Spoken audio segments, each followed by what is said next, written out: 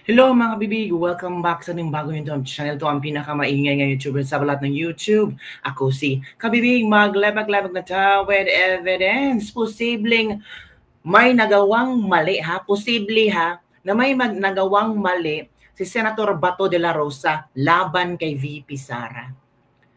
Yan ang mga kuro-kuro at opinyone Attorney Rowena Guanzon. Dahil sa sobra may pusang ang pusa nag-react na meron talagang nagawang kamalian. Kasi ang sabi ni Attorney Rowena Guanzon, itong si Bato kasi ay paandar na paandar din. Alam naman yan na si VP Sara ay gusto ng bloodbath.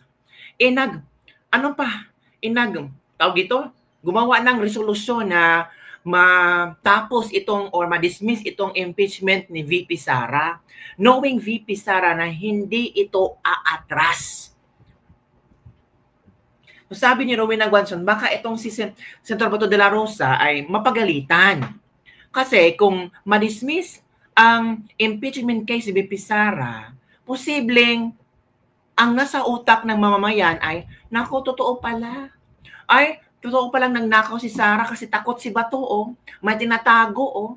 So kung matutuloy yan, may karapatan si VP Sara na idepensa ang kanyang sarili. May karapatan tayong mamayang Pilipino na malaman ang katotohanan. At for me mas magandang matuloy ang impeachment kasi posible ito ang magbubukas ng maraming ebidensya na maraming masasangkot sa impeachment ni VP Sara. Of course, VP Sara will mention everything. Kasi may time sila sa paglatag ng ebidensya sa defense ni VP Sara, defense lawyer ni VP Sara. At sabi pa ng defense lawyer ni VP Sara, handang-handa na sila na humarap sa impeachment hearing. Labanan ito ng mga expose, mga kabibig. So heto mga kabibig, ang live ni Attorney Rowena Guanzon sa kanyang interpretasyon na posibleng mapagalitan itong si Senator Bato de la Rosa sa kanyang tinatawag na resolution. Let's listen to the explanation kasi lawyer to so alam niya ang galawan, di ba? Let's listen to Attorney Rowena Guanzon. Hello, shout out kay Libra, taga Bohol. Saan naman sa may inyong gikuan, paniod to din ha. Sama na. Ay, 1-2 na? 1-2 na nanonood? Huma, nadagway mo paniod to diha. Mga pina. Yan na mga pina. Mga pina man ron, 134 naman. Excited na po kami sa bloodbath. Yun na nga, ang sinasabi ni VP Sara Sinasabi niya nga, sige, bring it on. Bloodbath na. Si SP Escudero, sabi niya hindi naman daw immediately ang 4-3. Kinukulit na siya ng mga complainants. Diba? Kinukulit na siya, kinukulit na siya. Tawa ko ng tawa doon kasi sasalita pa yung isang senador, biglang tumayo si Escudero. Umalis sa upuan. Ay oo, yung si Risa.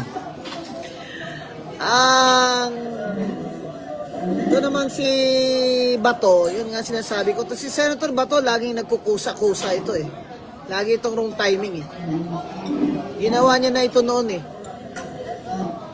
Ito na naman siya, kusa-kusa na naman siya na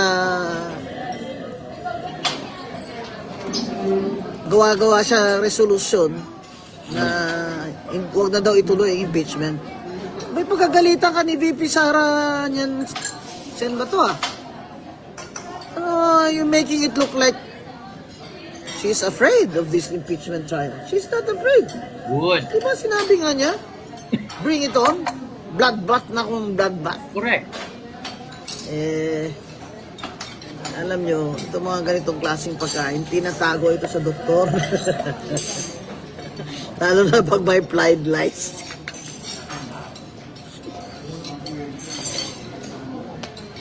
Kusa-kusa. Gawa na resolusyon. Ano naman epekto ng resolusyon? May rules nga ang Senate. 2/3 to convict. May 8 lang na senador na hindi pumayag sa impeachment. Panalo na si VP Sara o bilangin nyo na. Ito naman si Bato. Resolution pa na wag daw ituloy. Ano? Sinabi ba ni VP Sara na takot siya dyan? Wag nyo ituloy? Ngayon pa na 5 sa kandidato ng oposisyon Duterte ay nanalo. Kasama na dyan si Sen Camille Villar. Oh. Sen Marcoleta. Correct. Senator Amy Marcos. Correct. Maliban kay Sen Bongo at kay Sen Bato. Mga kusa-kusa na yan ni Bato. Yan. Curious sila, ano daw status niya ni Amy? Ano na yan Kaaway daw ba kayo? Sino magkaway? Ni Amy kayo. Hindi daw kayo nagkikita eh. Bakit? Dati naman di kami nakikita. Sa klase lang kami nakikita. Ay, katabi kami sa klase. Hindi naman talaga kami nakikita. yung kasal nga nung anak niya, hindi nga ako pumunta eh. Kahit lahat ng classmates, suunta na eh. Kasi commissioner ako noon. Ano naman ako, I'm very Pero classmate yun ni Amy. magkatabi nga kami sa klase. 2 subject. Kamusta nun, ma'am? Magtapos Siyempre, naman siya. presidente yan. Nagtapos naman talaga yan siya. Kasi she finished all her subjects. Anak ng presidente, o di yan. Katabi niya ako lagi kasi diyan ako sa malapit sa pintuan. Kasi gusto ko, mabilis lang ako makaalis. Takbo na ako sa library. Eh syempre siya, mas madali siguro magwardyan. Pag nandyan din siya malapit sa pintuan. So yung mga security niya, nakatayo dun sa labas ng pinto. Eh, bright naman talaga yan si Amy. Naging estudyante ko rin. Ang anak niya, si Michael Ferdinand Marcos Manoto. Ayun, magaling din yun. Pero minsan sa recitation na 5 din. Lahat naman nakakatikim ng 5 eh. Walang Diyos anak ng Diyos dyan sa college. UP College UP.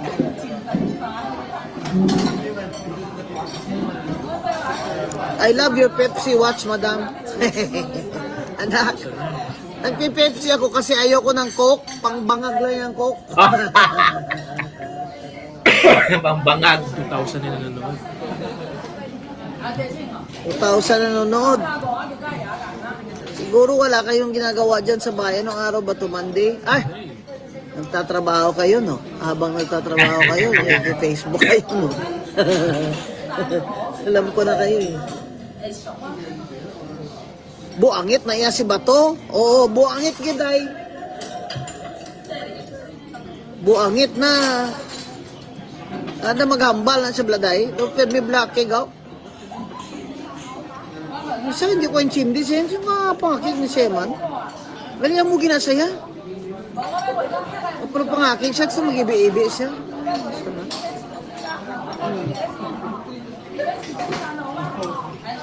Huwag daw ituloy. Parang huwag ituloy. Ituloy nyo. Sinabi ba ni BP Sara na takot siya ituloy yan? Sinabi nga niya, ituloy nyo eh. Ituloy nyo na nga. Ibang fourth with na yan. Siyempre si SPG Escudero naman ay siyempre dinidepensahan niya rin yung institusyon niya. Correct. Ayaw niya yung pinupush over siya, push around siya. Ano akala niyo sa sarili niyo? Ano akala niyo sa akin? Ibig sabihin, ano akala niyo sa akin? Tuta din ako ni Romualdez? Tama. Kayo lang ang tuta. Ako hindi dyan tuta. Correct. O, yung mga tuta daw ni Romualdez, huminahon kayo, sabi ni Senate President Chis Escudero. Pwes! Sabay taas ng kilay.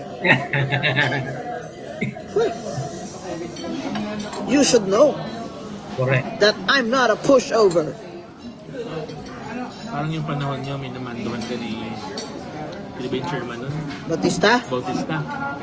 Hindi nga tumalab yung mando-mando sa akin ni Bautista. Sabi niya kasi chairman siya. Noon, siya lang daw pwede pa-interview. Ha? Eh kung gusto nila ako interviewin, kahit nga sa CR, hinahabol nila ako. Hindi ako magsasalita. Correct. Bakit? May sarili naman ako. May sarili naman ako mga kasong nahawakan na sa... Bakit ako hindi magsasalita? Opinion ko. Hindi ko naman doon sinasabi na ito yung sabi ng komisyon.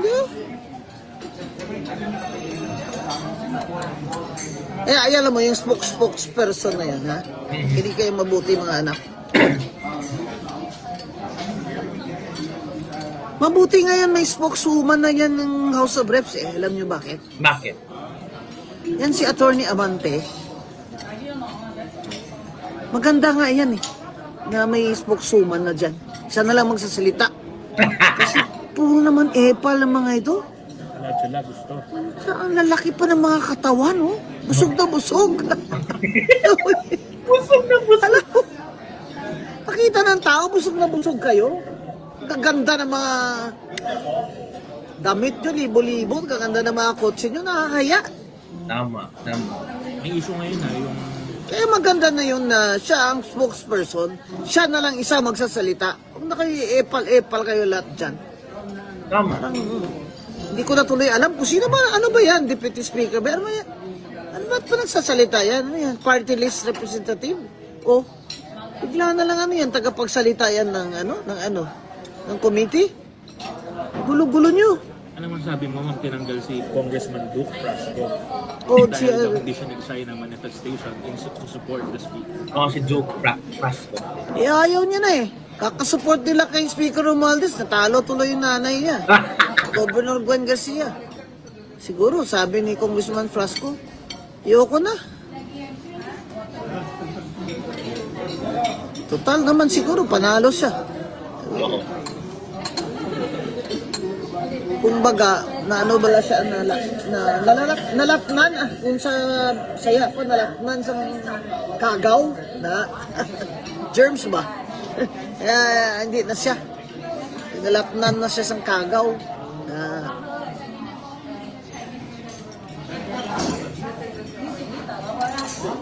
Kahit po naman siya malusog din. Sino pong malusog? Ako. Hindi ako busog. Bawal nga ako mabusog na. Sabi ng doktora ko, stop before you are full. Eat only when you're hungry. Yan. Ano naman masasabi mo yung may tinulungan daw yung DSWD lumabas sa Imbornal. Binigyan ng 80,000. Yung babaeng sabi niya nagda-drug siya. Abay, ano nga naman ang gawin nila doon sa loob ng Imbornal? Hindi mag-drugs. Siguro nagtatagal sila doon sa loob ng Imbornal. Kasi meron silang drug den doon. Okay, tago ka sa Imbornal, mag-drugs ka doon, paglabas mo, bigyan ka pa 80,000 ng DSWD. Ano ba yan? Tapos yung incentive ng lumaban ng palarong pambansa, 3,000 lang. Laki pa ng cheque, no? Laki naman ng cardboard cheque nyo. Di ba kayo, mahiya naman kayo. Tama. Alam mo, kung minsan nakakahiya na kayo sa kaepalan nyo. Yung mga tao sa gobyerno, wala na. Dapat ipatupad talaga ng COA, tanggalin yung mga pangalan ng mga congressman, mga mayor, kung ano-ano dyan sa mga blackboard na billboard na mga construction dyan. Di ba may COA rule na yan, na bawal yan? Dapat may COA rule din na ibultahan yan sila. Alam mo kung mga ito, kala mo pera nila. Pera yan ng taong bayan, nagbabayad kami ng tax dyan, ha? Bayad ako dyan ng tax ko. Correct. Hindi nyo pera yan, pinang-ayuda nyo. Something is really wrong with this mindset of these people na they think pera nila yung pera ng taong bayan. Kaya po kayo mahiya yung mga sa pang-hospital, yung mga hinihingi nyo dyan, mga guarantee letter, mga recommendations sa hospital. Huwag po kayong mahiya. Hindi po nyo yan utang na loob. Kasi pera po yan ng gobyerno para po talaga yan sa inyo. Kaya kami nagbabayad ng tax namin para kayong mga walang pambayad, ay tulungan naman ng mga serbisyong ng gobyerno. Huwag nyo gawing Diyos-Diyos yan mga congressman nyo. Hindi tama yan. Parang yung nakita ko isang congressman, Itong galing to kay speaker, itong AX, tupad galing kay speaker. Tama. Itong bulad, galing ito kay speaker lahat. Tanan galing kay speaker. Yung ulan galing kay speaker. Ang araw galing kay speaker. Anak ng siya pala, sa kanya pala galing lahat eh. Di Diyos siya. Grabe kayo kung magsamba kayo ng tao. Politiko. Kala nyo Diyos, uy, kasalanan yan sa Biblia. Thou shalt not worship other gods before me, sabi ng Panginoon. Tama. Tama talaga. Naku ma'am, baka ikaw naman awayin ni Madam Claire. Naku naman, ba't naman ako awayin ni Auntie Claire? Dadaling ko pa nga siya dun sa gumawa ng kilay ko eh. Para hindi na siya mag-eyebrow araw-araw ba? Ayan mga anak. So yun po kabibig ang live ni Attorney Rowena Guanzon at talagang nagbibigay siya ng kanyang opinion hinggil sa mga latest at trending news ngayon mga kabibig. May punto naman si Attorney Rowena Guanzon hinggil sa ginagawa ni Senator Bato de la Rosa na nagsumiti ng resolusyon o makisumiti ng resolusyon na sukwahi ito sa gusto ni VP Sara na magkaroon ng bloodbath, magkaroon ng impeachment. At sabi naman talaga ng tawag dito, nagsalita na kasi ang lawyer, ang defense lawyer ni VP Sara mga kabibig. Opo, na handang-handa na sila sa tawag dito, handang-handa na sila sa impeachment ni VP Sara. Sige, i-share ko sa inyo ha. Baka yung iba hindi pa nakabasa sa official statement ng tawag dito, defense lawyer ni VP Sara. So ito kabibig kita nyo ba dyan mga kabibig? Kita. Palakihin natin ha. Yan. Basahin ko. Official statement of the defense team of Vice President Sara Z. Duterte on calls for the Senate to proceed with the impeachment trial. The defense team has received several requests for comment regarding the calls for the Senate to immediately proceed with the impeachment trial of Vice President Sara Z. Duterte. We deem it proper to refrain from commenting on matters that are exclusive and internal to the Senate. Tama lang naman. Bakit mga komento ang mga defense team ni VP Sara? Itrabaho yun ng Senado, di ba? However, we reiterate our firm position that the initiation of the impeachment process, particularly the fourth impeachment complaint, yung pang-apat pala, suffers from serious constitutional infirmities. May nilabag sa konstitusyon ng Pilipinas. Naku po, paano yan? Wala na. Back to zero na. The impeachment process must never be weaponized to harass, silence, or eliminate political opponents.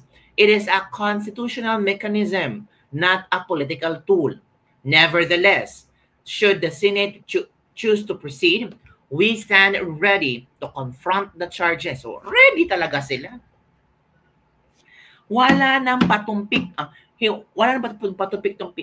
Ready na ang defense team ni VP Sara. And meron pang expose the baselessness of the accusations against the Vice President.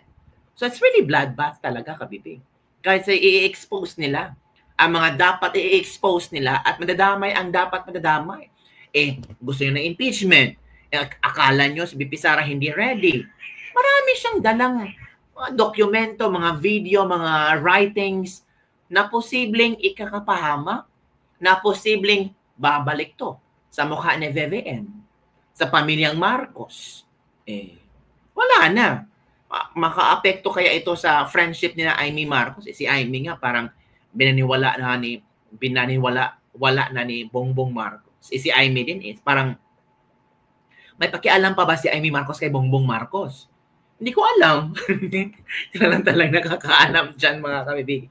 So yun lang po mga kabibig ang ating latest lebak-lebak for the day. Maghihintay tayo mga kabibig na talagang kumukulo na ang dugo ng mga anti-Duterte. Gusto na lang matuloy ang impeachment. Si VP Sara nga gusto matuloy ang impeachment.